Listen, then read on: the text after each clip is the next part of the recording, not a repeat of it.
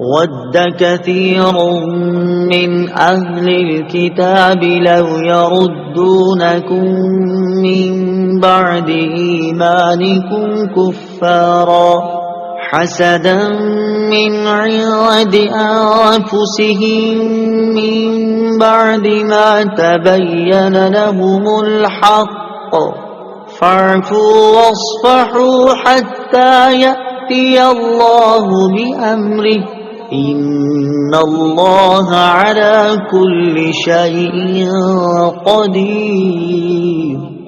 ترجمہ: اہل کتاب میں سے بہت سے لوگوں نے اس کے بعد کہ ان پر حق خوب ظاہر ہو چکا ہے اپنے دلی حسد کی وجہ سے یہ چاہا کہ کاش وہ تمہیں ایمان کے بعد کفر کی طرف پھیر دیں تو تم انہیں چھوڑ دو اور ان سے درگزر کرتے رہو یہاں تک کہ اللہ اپنا حکم لائے، بے شک اللہ ہر چیز پر قادر ہے۔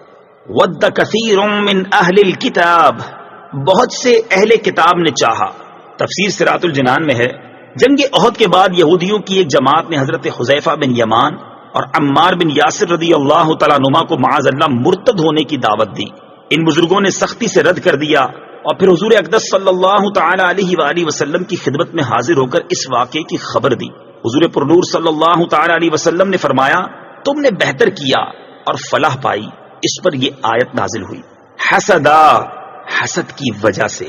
تفسیر صراط الجنان میں ہے اسلام کی حقانیت جاننے کے بعد یہودیوں کا مسلمانوں کے کفر و ارتداد کی تمنا کرنا اور یہ چاہنا کہ وہ ایمان سے محروم ہو جائیں حسد کی وجہ سے تھا۔ اس سے معلوم ہوا کہ حسد بہت بڑا عیب ہے اور اس کی وجہ سے انسان نہ صرف خود بھلائی سے رک جاتا ہے بلکہ دوسروں کو بھی بھلائی سے روکنے کی کوشش میں مصروف ہو جاتا ہے۔ لہٰذا ہر مسلمان کو چاہیے کہ وہ اس سے بچنے کی خوب کوشش کرے۔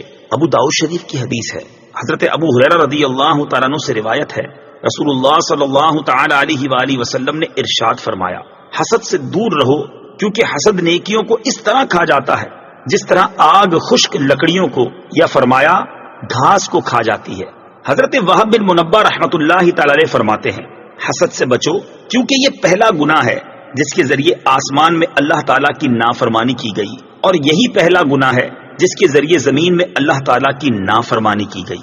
یاد رہے کہ حسد حرام ہے، البتہ اگر کوئی شخص اپنے مال و دولت یا اثر و وجاہت سے گمراہی اور بے دینی پھیلاتا ہو تو اس کے فتنے سے محفوظ رہنے کے لیے اس کی نعمت کے زوال کی تمنا حسد میں داخل نہیں اور حرام بھی نہیں۔ فاعفو، تو تم معاف کرو۔